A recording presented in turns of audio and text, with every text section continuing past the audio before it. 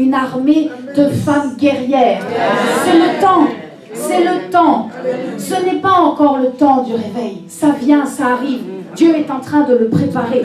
Et Dieu est en train de lever des femmes qui sont en train de rentrer dans leur vision. C'est pour cela que Dieu nous envoie. C'est pour cela que Dieu m'envoie ce soir. C'est pour vous encourager. Parce qu'ici, c'est le centre, c'est le fief. C'est le quartier général de l'islam.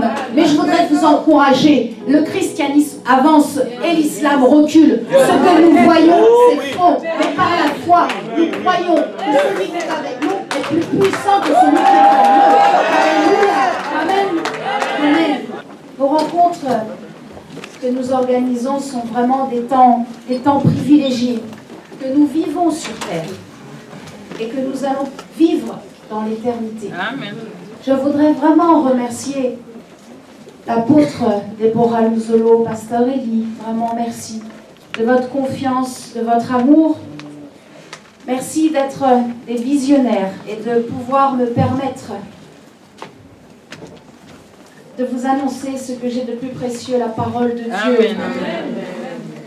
Merci, merci beaucoup à vous et à votre équipe.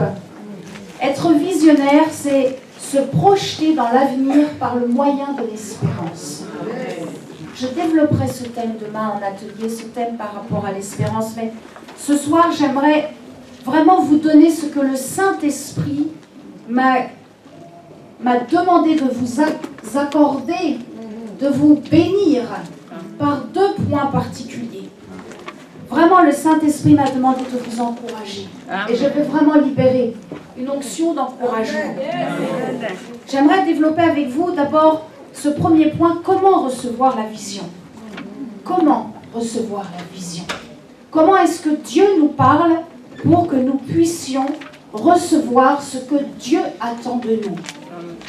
Et j'aimerais ensuite encourager celles et ceux qui sont des visionnaires et tous ceux qui sont les équipiers à côté des visionnaires, afin qu'ils puissent travailler ensemble. Amen. Nous devons être convaincus, lorsque nous avons reçu une vision, une direction du Saint-Esprit, nous devons être convaincus, nous devons le croire avec les yeux de l'Esprit. Il y a 7 moyens que Dieu va utiliser. Je vous assure, il peut utiliser ces 7 moyens pour vous parler.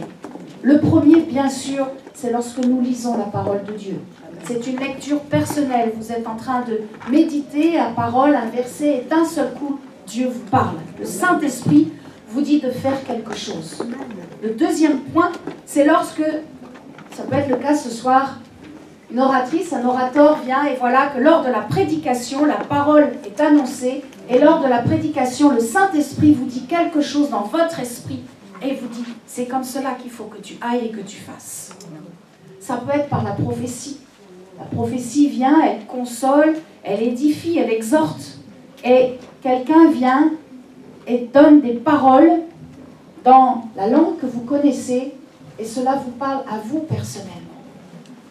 Le 4e point, c'est par la providence de la vie. Les événements de la vie font que Dieu peut choisir un événement précis dans votre vie pour pouvoir vous parler. Et puis, c'est peut-être assez stupéfiant, mais Dieu utilise les inconvertis aussi pour nous parler. Dieu utilise les gens qui ne connaissent pas Jésus-Christ et qui peuvent vous parler. Et les 2 derniers moyens que j'aimerais développer avec vous, parce qu'il y a tellement d'erreurs là-dessus, c'est que le Saint-Esprit peut vous parler pour donner une direction par une vision, par des songes.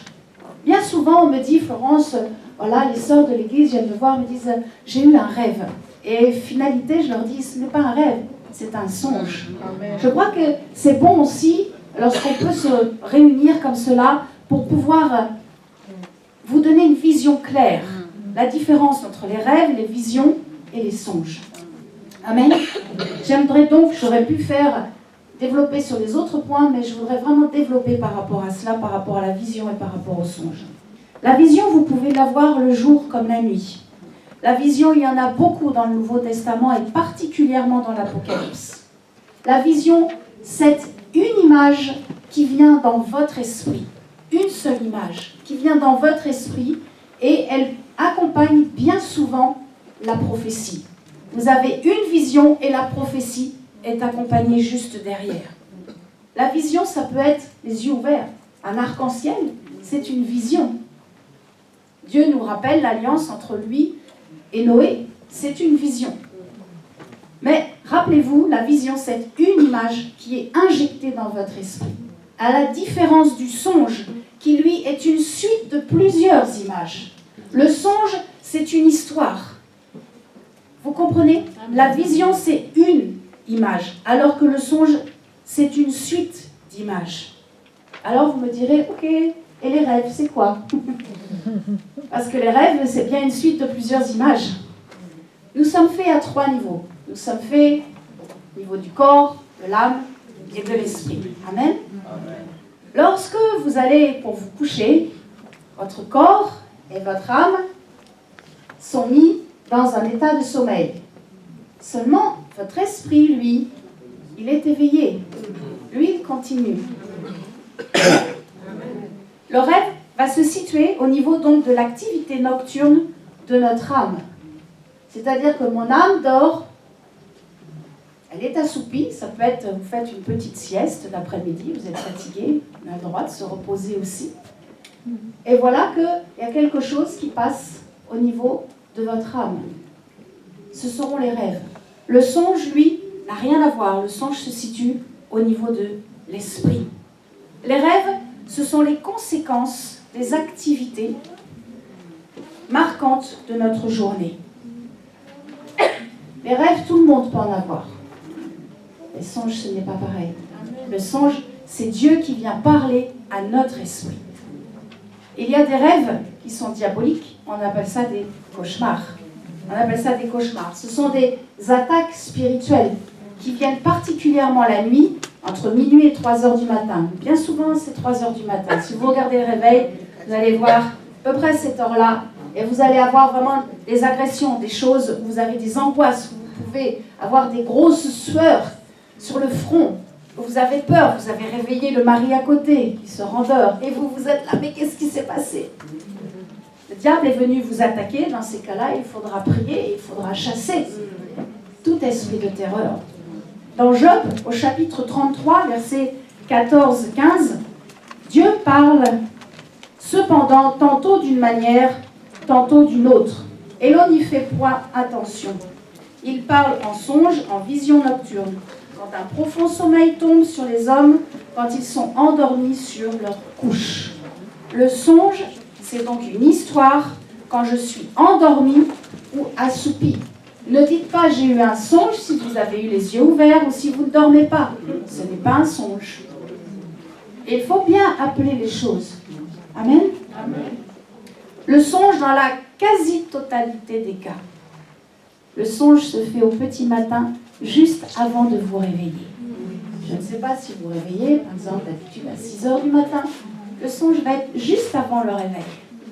Et puis, si c'est un matin où vous vous reposez, eh bien, le songe va vous réveiller. Il va être juste avant votre temps de réveil.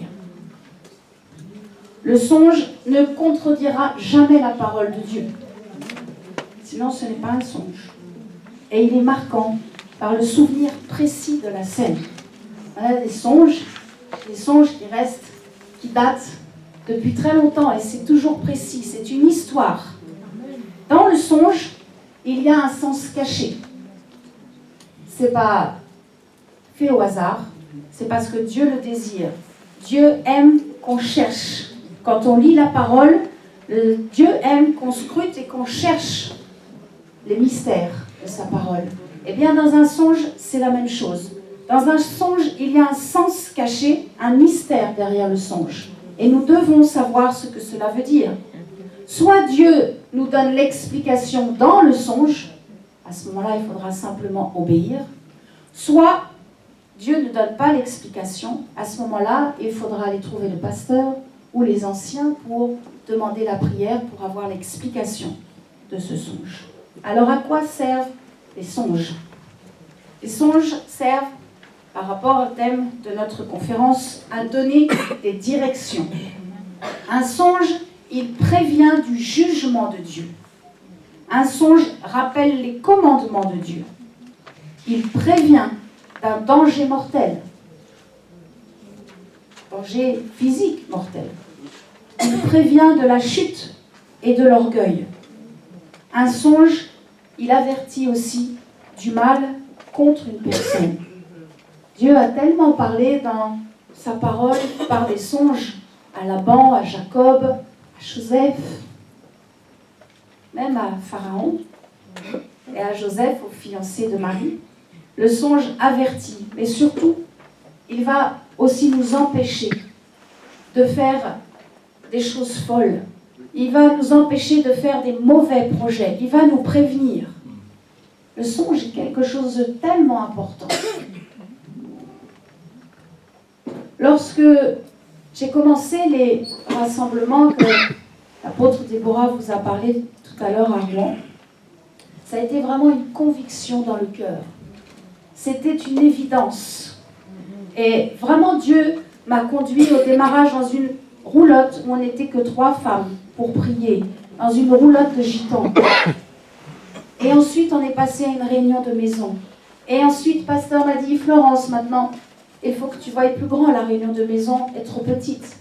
Alors, nous avons commencé à louer une salle de 100 places qui était trop petite. Et maintenant, nous sommes dans une salle un peu plus grande et le Saint-Esprit le remplit au fur et à mesure. Nous devons avoir une foi équilibrée, mais nous devons aussi avoir une vision qui marche avec équilibre du Saint-Esprit. Amen.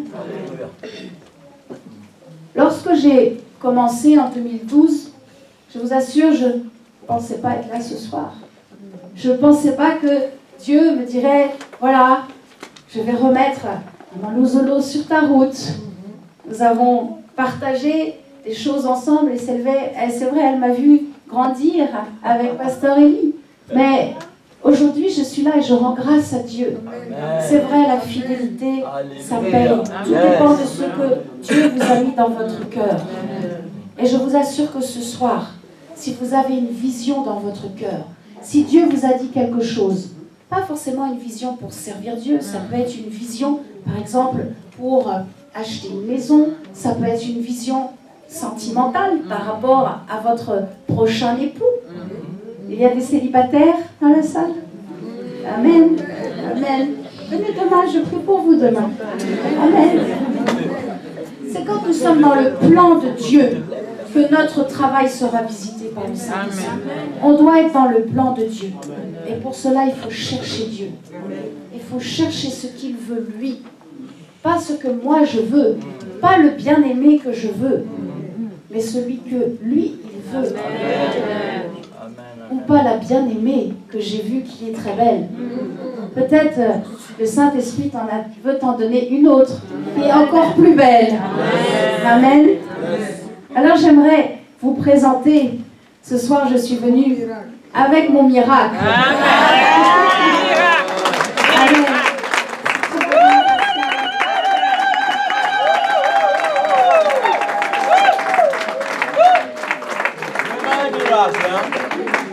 C'est vraiment un miracle. Si tu veux adresser quelques mots par rapport, non pas par rapport à notre mariage, parce que je pense que nous témoignerons de cela demain, c'est plus par rapport au programme, mais par rapport à la vision que Dieu t'a donnée par rapport à ton travail. Une vision très claire, avec des points très établis. Et vraiment, quand on fait, je vous assure, quand nous sommes dans le plan de Dieu, notre travail est oint et béni par le Saint-Esprit. Et cet homme est oint et béni par le Saint-Esprit dans son travail. Amen. Amen. Amen. Amen. Oui, c'est... Ça ne peut pas être plus fort que ce que Florence vous a dit ce soir. Je suis agent immobilier. Je suis alsacien d'origine et il y a 5 ans, j'ai quitté mon Alsace natale pour rejoindre la Normandie et me marier avec Florence. Et quand j'ai quitté l'Alsace, j'ai tout quitté, y compris mon emploi à l'époque en tant qu'agent immobilier, où j'étais pas à mon compte. Et nous avons créé avec Florence une agence immobilière sur Rouen. Et pour vraiment corroborer ce qu'elle vient de dire, confirmer ce qu'elle vient de dire, au départ, à l'approche de la cinquantaine, oui, parce que maintenant j'ai dépassé les 50 ans, même si ça ne se voit pas. À l'approche de la cinquantaine, j'avais vraiment, frères et sœurs, juste le souhait, c'était même pas une ambition, de créer, avec mon épouse, une agence immobilière, une agence de quartier, sans aucune ambition particulière, si ce n'est celle de nous amener tout doucement vers la retraite, avec un savoir-faire et une volonté de nous faire connaître, mais vraiment dans un quartier sur Rouen. Et c'est là que j'ai compris, parce que j'ai encore beaucoup de choses à comprendre, mais j'étais déjà loin à ce moment-là de comprendre ce qui allait se passer. Et les plans de Dieu sont vraiment parfaits par rapport aux nôtres, qui sont plus qu'imparfaits. Et mon souhait de créer simplement une petite agence immobilière s'est transformé en toute autre chose. Nous ne prenons pas souvent des vacances avec mon épouse. Et là, ça s'est passé durant une semaine de vacances. Je ne vais pas rentrer dans tous les détails, mais en plein milieu d'une piscine, j'étais en train de patauger, je suis sorti pour écrire ce qu'allait devenir l'agence PBH. Alors que j'avais vraiment aucun souhait, aucun rêve. Pour la cinquantaine, j'avais déjà ma vie professionnelle derrière moi, une bonne partie. Et là, le Seigneur m'a vraiment identifié 3 visions. On parle d'être visionnaire aujourd'hui. Je veux dire, c'est pas quelque chose de personnel, c'est quelque chose qui m'a été donné, qui nous a été donné. Et ces 3 visions, la première, c'était de ne pas garder ce que lui m'avait donné, là où il m'avait béni, mais de le redonner à toute personne, quel que soit l'âge, quelle que soit l'expérience professionnelle, quelle que soit la couleur de peau. La sélection ne devait pas se faire sur un CV, mais sur l'amour de Dieu. Donc, c'était les prémices d'un projet de créer un réseau d'agents immobiliers chrétiens en France. Aujourd'hui, ça n'est plus un projet, c'est une réalité, puisque nous avons, je ne sais pas le chiffre exact, ça n'a que peu d'importance, mais on doit approcher les 80 frères et sœurs en France.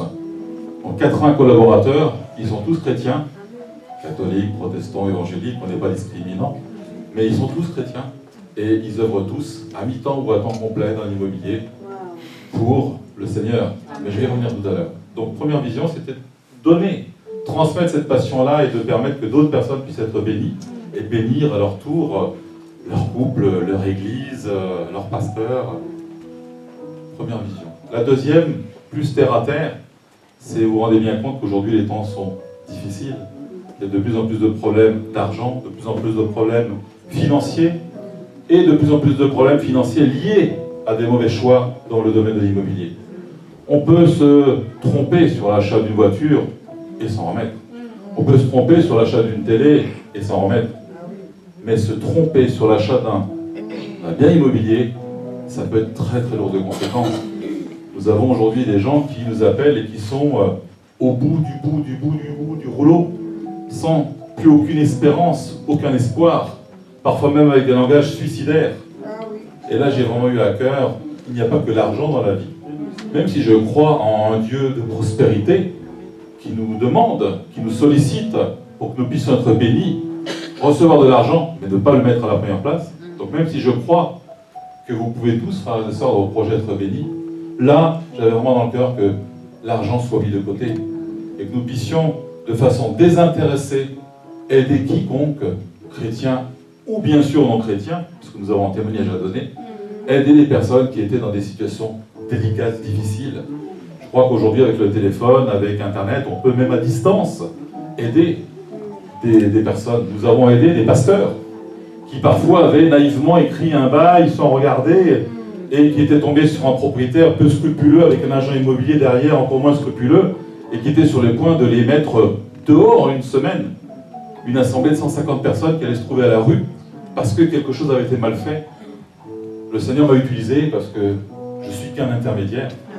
En une semaine de temps, tout s'est retourné et je crois savoir que l'Église a acheté le local alors qu'elle devait être expulsée. Donc, du conseil gratuit des intéressés, parce que nous devons développer cette solidarité entre chrétiens. La troisième chose, c'est celle que je préfère. C'est celle qui est la plus forte. La troisième chose, ce que je vais dire n'engage que moi, mais aimer Dieu, c'est le louer, c'est le solliciter. Et pour moi, c'est aussi qu'il soit omniprésent dans le contexte professionnel. Nous passons un tiers de notre temps dans la vie, dans le domaine du travail. Et pour moi, il était hors de question de ne pas pouvoir parler de Dieu dans mon travail. Et la casquette d'agent immobilier a ceci de particulier, c'est qu'elle nous permet de passer n'importe quelle porte. Parce qu'on est sollicité pour faire une estimation ou autre chose. Et je crois pouvoir dire aujourd'hui, je ne pense pas que les pasteurs ici présents m'en tiendront rigueur, mais je crois pouvoir dire que parfois on peut même passer des portes qui seront fermées à un pasteur ou à un prêtre, parce que les gens ne veulent plus entendre parler de Dieu. Et avec la casquette d'agent immobilier, nous allons passer la porte. Il n'y a pas marqué qu'on appartient à Dieu, mais simplement par notre comportement, par notre façon de faire, par notre façon d'être, nous pouvons interpeller. Et combien de fois, directement ou maintenant au travers de nombreux collègues, parce que je souhaite que ça puisse, Seigneur m'a vraiment eu de mon cœur que ça puisse se démultiplier, combien de fois nous n'avons pas entendu, mais pourquoi vous êtes comme ça?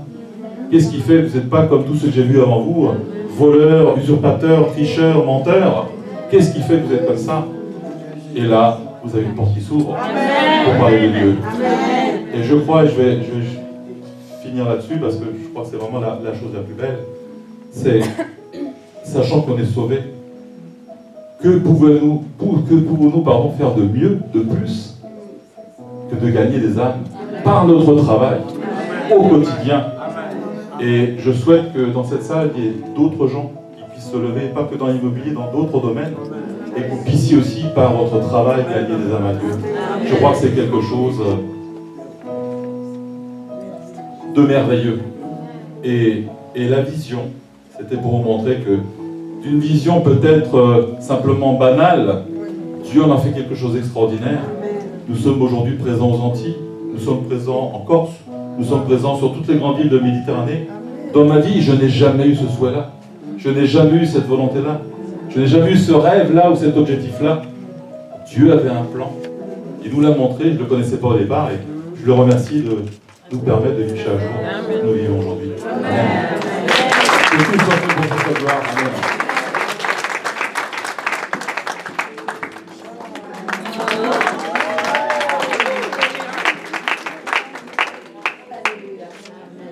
Il est impossible de faire les choses seules. En plus, nous les femmes, nous avons besoin de notre être bien-aimé. Amen. Amen. Nous allons libérer vraiment une onction de mariage, une onction de foi. J'aimerais surtout parler et encourager ceux qui ont reçu une vision pour le service de Dieu. Est-ce qu'il y a des personnes ici qui ne sont jamais venues ici et qui ne connaissent pas Jésus-Christ? Est-ce qu'il y a quelqu'un ici qui n'a jamais donné sa vie à Jésus? Nous sommes donc en pleine famille de Dieu. Amen. Amen. Amen. Il est impossible de construire seul. Regardez, j'aime prendre l'image. Mon mari est agent immobilier, mais avant j'aimais tellement. J'ai, par la grâce de Dieu, pu construire 3 maisons avec des constructeurs. C'est pas moi qui les ai faites, mais j'aime bâtir. Je suis une bâtisseuse. J'aime bâtir, c'est beau. Quand on voit il n'y a rien et d'un seul coup la maison commence à monter. Le trou est fait et on voit les toupis de béton qui arrivent et le fondement qui se met et les agglos qui commencent à monter. Le maçon vient, le charpentier vient, le menuisier, je ne vais pas tous vous les citer, mais L'électricien. Amen. Il vient, c'est vrai, il vient après l'électricien. Et tous ces corps de métier nous montrent qu'une maison ne peut pas être construite toute seule. C'est la même chose si vous recevez une vision pour servir Dieu. Si vous restez seul, vous allez échouer. Vous allez être découragé. Il va vous falloir 3 choses. Notez-les bien et gardez-les. Mettez un petit post-it dans votre Bible afin que votre vision puisse se réaliser. Il va falloir être équipé de 3 choses. La première chose, il va falloir être équipé de personnes. Vous avez besoin de femmes ou d'hommes avec vous pour organiser, pour prier, pour mettre en place la vision. Il vous faut des collaborateurs et des collaboratrices. Le deuxième point, c'est qu'il vous faut de l'argent. Il faut des finances. On ne peut pas louer les salles comme cela, ce n'est pas gratuit. En tout cas, pas en ce moment. Sinon, on le saurait. Il faut des finances pour organiser la venue des orateurs, des oratrices, pour louer les salles, pour faire les petits cocktails après, pour que tout soit bien. Il faut les finances. Le troisième point, c'est la sagesse. Il nous faut de la sagesse. Et la sagesse, nous la recevons dans notre temps personnel avec le Saint-Esprit. La communion avec le Saint-Esprit dans nos temps de mise à part, dans nos temps où nous allons jeûner, où nous allons chercher la face de Dieu. Et nous devons demander la sagesse à Dieu de façon à pouvoir avancer étape par étape. Si tu veux grimper 3 marches en même temps, même si j'ai des grandes jambes, je vous assure, je vais tomber. Il faut que je monte une marche, je me stabilise, et je monte la deuxième, et je stabilise. Amen. Amen. Oh Saint-Esprit. Et il y a quelque chose qu'il ne faut pas avoir, c'est la présomption de foi. Si Dieu vous a donné une vision pour faire un rassemblement et que vous voulez, je vais prendre gros comme ça, vous allez bien comprendre, le Stade de France. Ce n'est pas encore le réveil en France, ce n'est pas encore le temps, ça va venir. Nous prions, nous le croyons, le réveil va venir pour la France et pour les pays francophones, amen. Mais ce n'est pas encore le temps. Et si tu n'as pas les bons collaborateurs, et si tu n'as pas compté avant la dépense, tu vas à l'échec. Et après, les inconvertis, que vont-ils dire? Ils vont même, et là c'est grave, jusqu'à profaner le nom de Dieu. Nous sommes responsables. Lorsque Dieu nous donne une vision, nous sommes responsables de cette vision. Mais nous sommes responsables aussi dans le corps de Christ. Vous allez donc avoir besoin, nous avons besoin de personnes, des finances et de la sagesse.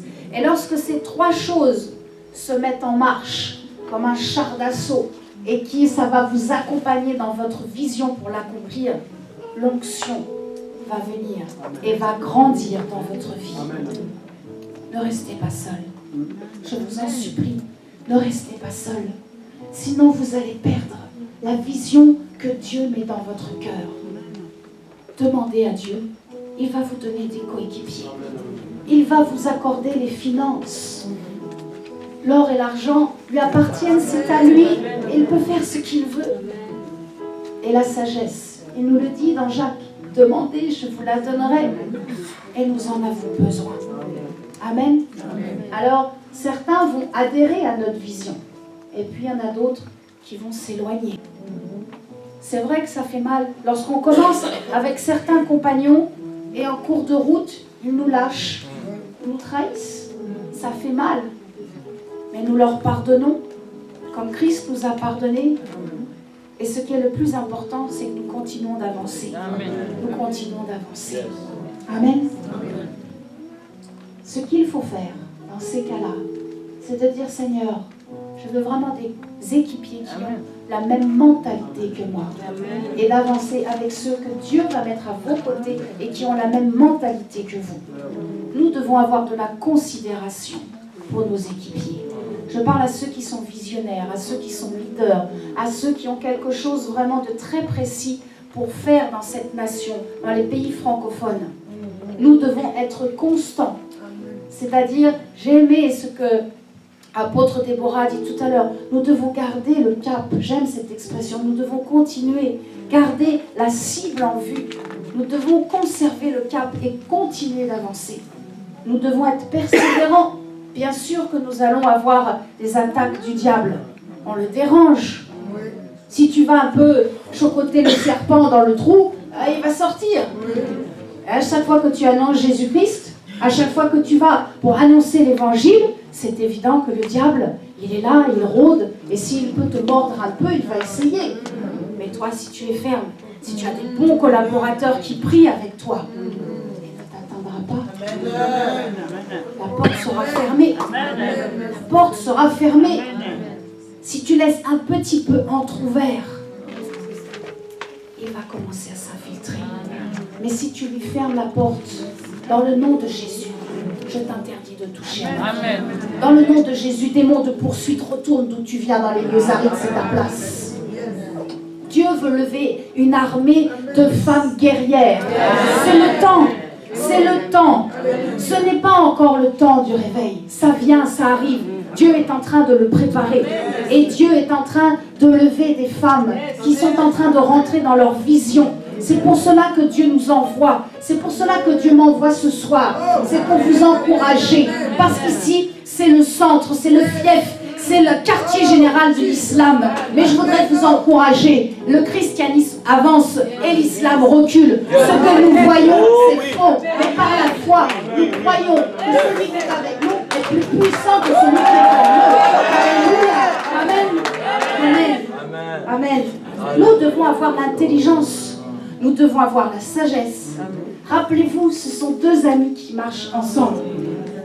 Si tu demandes la sagesse, l'intelligence va venir avec toi. Nous avons besoin d'être intelligents pour mettre en œuvre ce que Dieu nous demande. Nous devons manifester la puissance divine. Si nous disons Jésus guérit et que nous n'avons pas cette onction, cette puissance pour guérir, mais pareil, les gens dehors vont rire, vont se moquer de nous.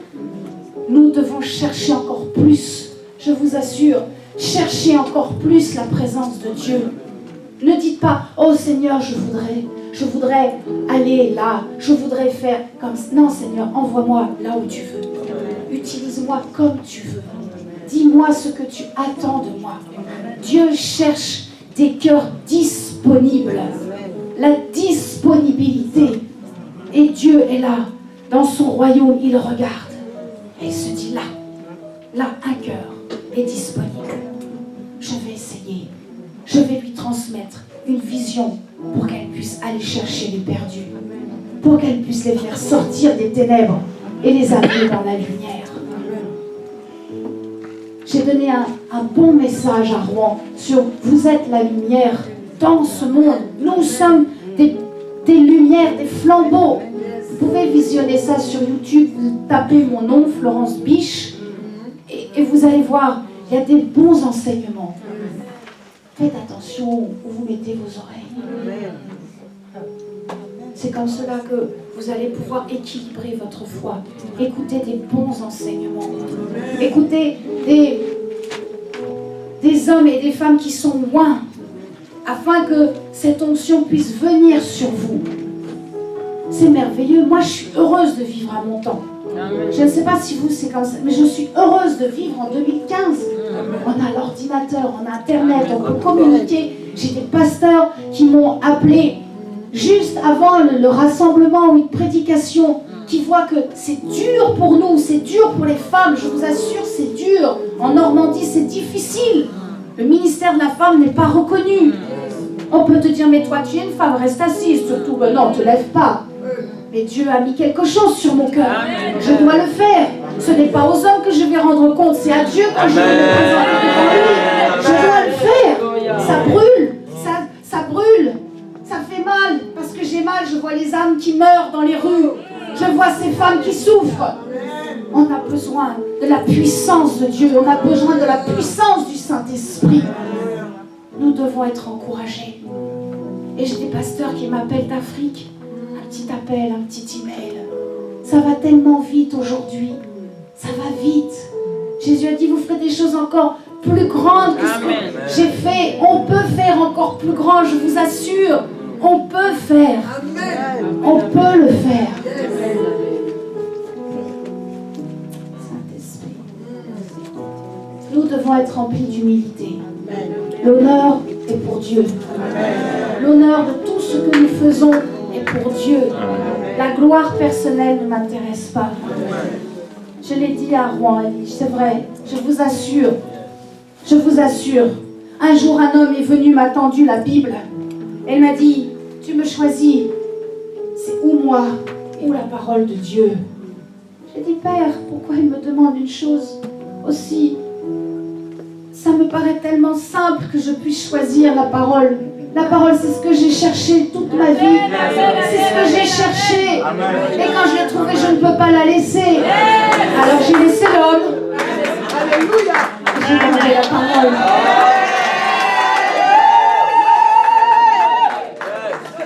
Et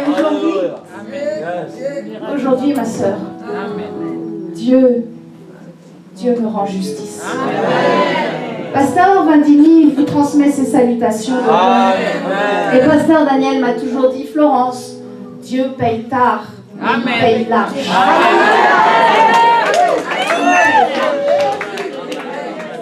Amen. Et aujourd'hui, j'ai gardé le meilleur. Nous avons le meilleur.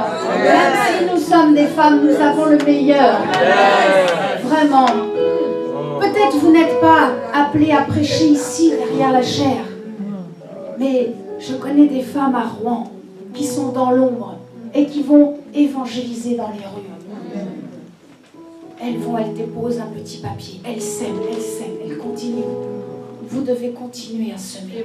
Si vous êtes découragé, je vais vraiment prier pour vous tout à l'heure, afin que vous repartiez vraiment boosté, que votre foi soit motivée. Amen. Que vous sachiez vraiment que celui qui vit en vous est tout puissant. Amen. Il est tout puissant.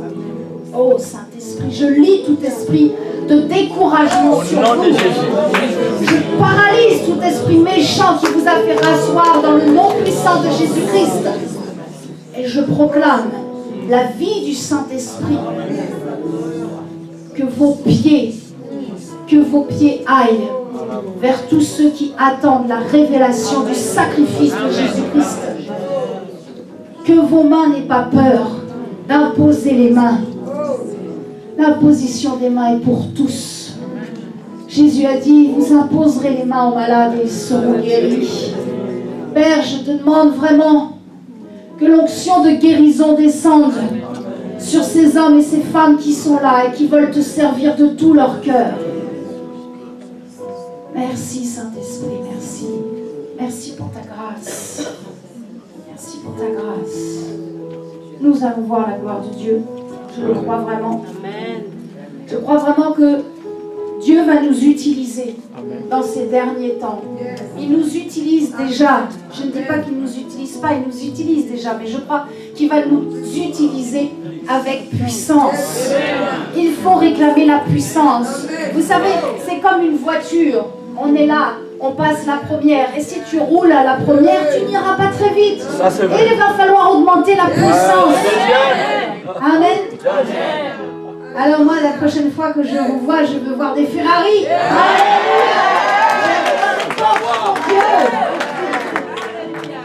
Jésus parlait en parabole, n'est-ce pas? Amen. Amen.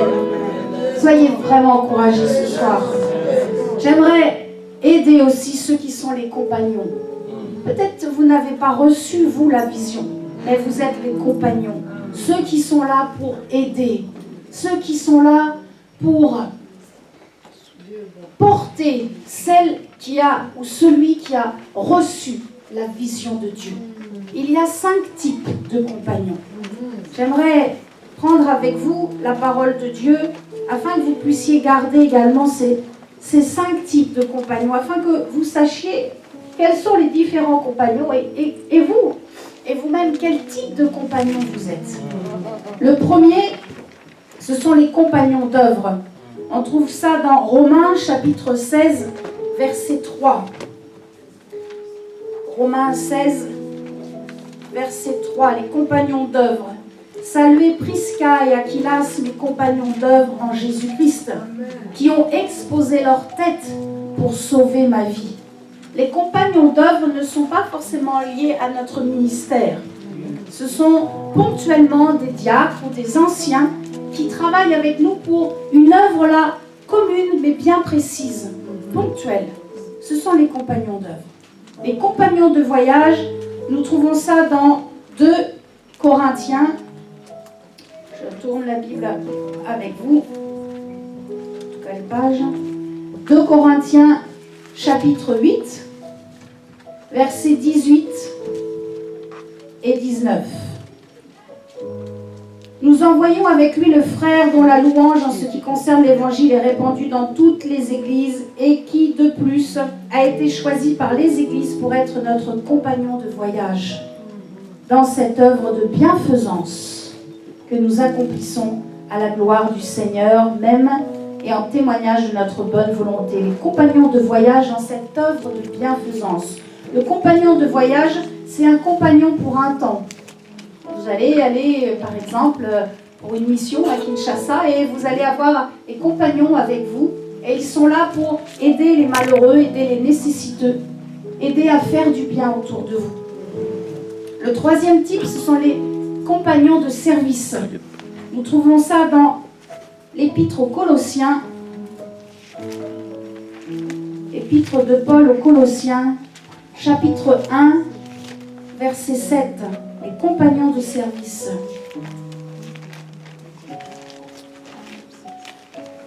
Vous avez reçu d'Épaphras, notre bien-aimé compagnon de service, qui est pour vous un fidèle ministre de Christ. Un fidèle ministre de Christ. Et qui nous a appris de quelle charité l'Esprit vous anime. Esprit de service, c'est la collaboration entre les serviteurs et les servantes de Dieu. C'est très clair, un compagnon de service qui est pour vous un fidèle ministre de Christ.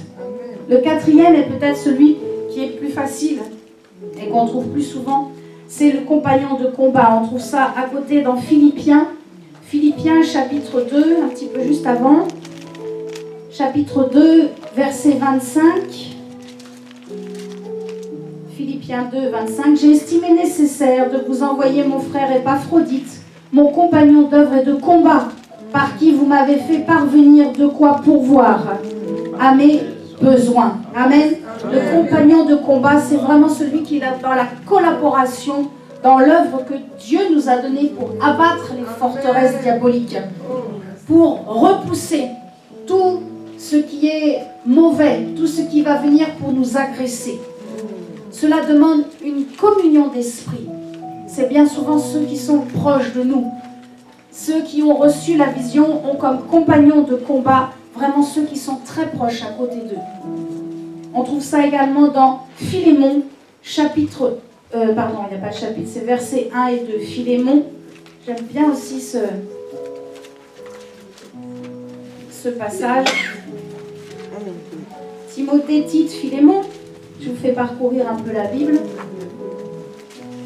Philémon, versets 1 et 2. Paul, prisonnier de Jésus-Christ, et le frère Timothée à Philémon, notre bien-aimé, notre compagnon d'œuvre. Écoutez bien, à notre sœur Aphia, à Archippe, notre compagnon de combat, et à l'église qui est dans ta maison. Aphia est une femme. Dieu veut faire de vous des guerrières. Amen. Alors il ne va pas falloir rester assise.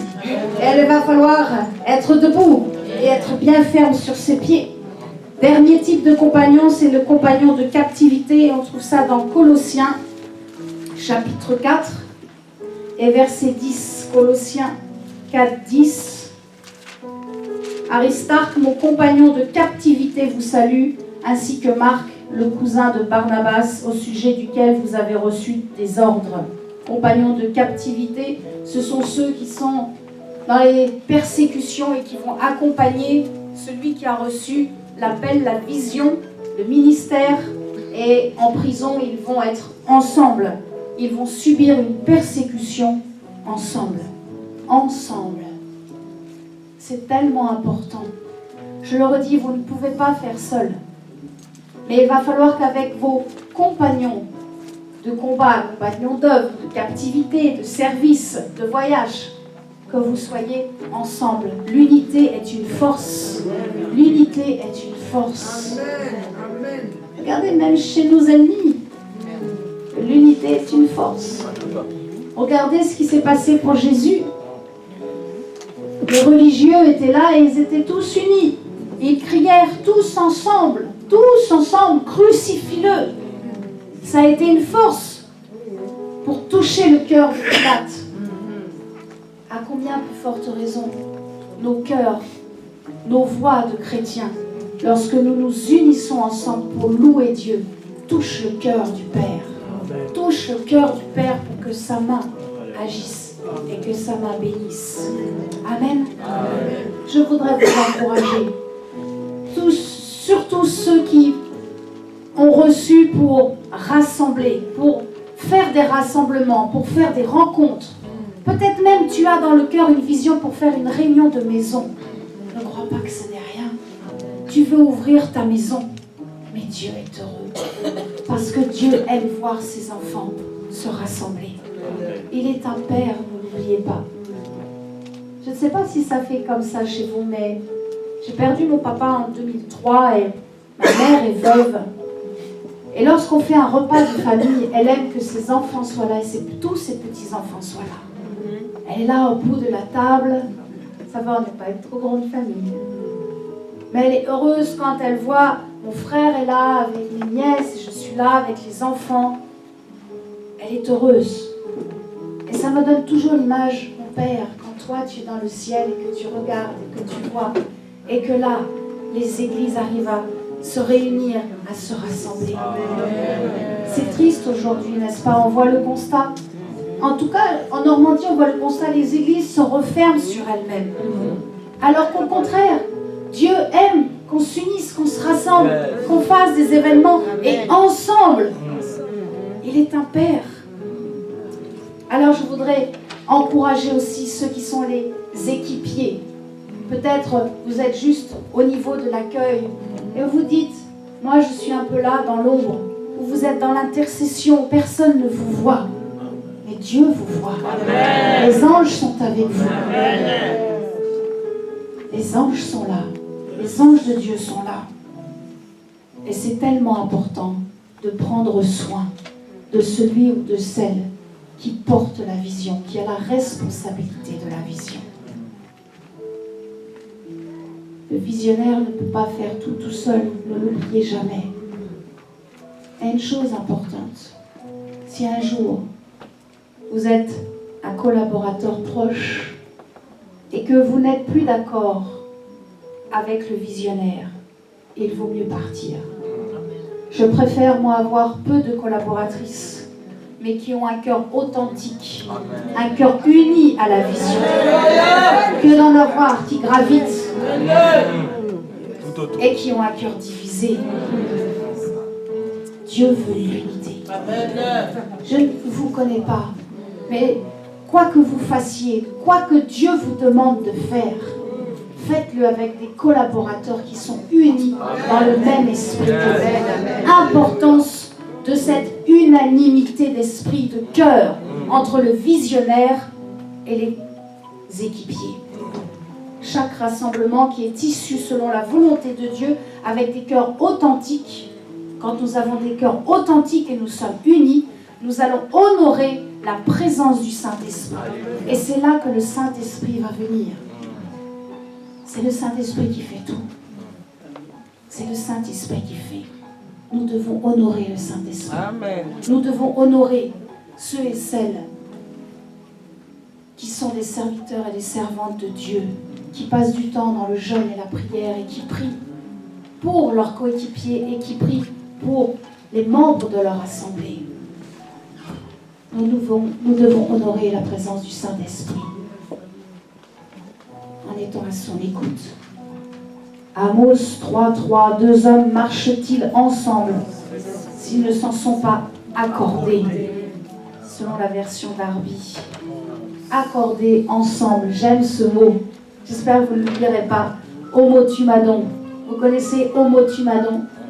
C'est le mot grec qui est pour le mot ensemble, qui veut dire une unanimité. Nous avons besoin d'être unanimes pour pouvoir construire la vision, pour mettre la vision en route. Dans l'Ancien Testament, cela venait du grec yakad. Mais le terme pour dire ensemble dans l'Ancien Testament, c'est plus une signification qui veut dire une question de confiance et d'obéissance. Abraham et Isaac marchaient ensemble. Je peux vous dire, venez, on va prendre cette route-là et nous prenons la route. Vous le faites avec moi, mais vous n'êtes pas forcément en accord avec moi. Vous allez le faire par obéissance. Dans le Nouveau Testament, le sens de homotumadon est beaucoup plus fort. On trouve homotumadon seulement 12 fois dans la Bible, dans le Nouveau Testament, et 10 fois, sur ces 12 fois, 10 fois dans le livre des Actes. Matthieu chapitre 18, 19, lorsque au moins 2 personnes qui demandent quelque chose dans un commun accord, il y a cette unité. Un couple est tellement plus fort lorsqu'ils prient ensemble. Lorsque nous avons trouvé des coéquipiers qui sont dans la même mentalité que nous, ce sont des perles.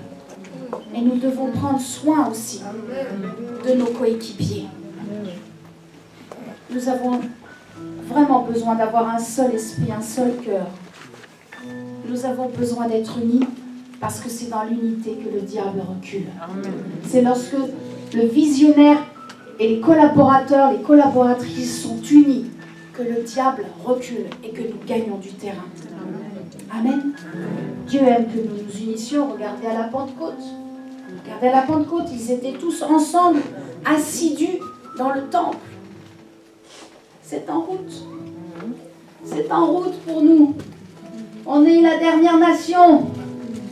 Les autres pays on reçoit tellement de puissance, de guérison, des âmes qui se convertissent par milliers. La France est en dernier. Mais on sait que les derniers seront les premiers. Nous allons vivre un temps de réveil puissant. Nous devons être prêts. Nous devons être prêts. Et Dieu bénit les visionnaires. Dieu vraiment bénit ceux qui ont reçu une vision. Parce qu'il aime qu'on se rassemble. Il aime l'unité. C'est une convocation. Et vraiment merci d'avoir répondu ce soir à cette convocation. Vous n'oubliez pas, n'est-ce pas, ce mot homotumadon.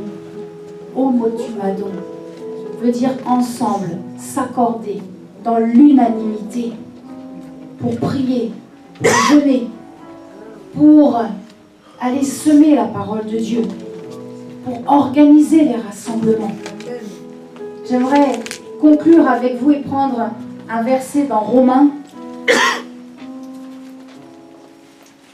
Romains chapitre 15. Romains chapitre 15, verset 5, de 5 à 7.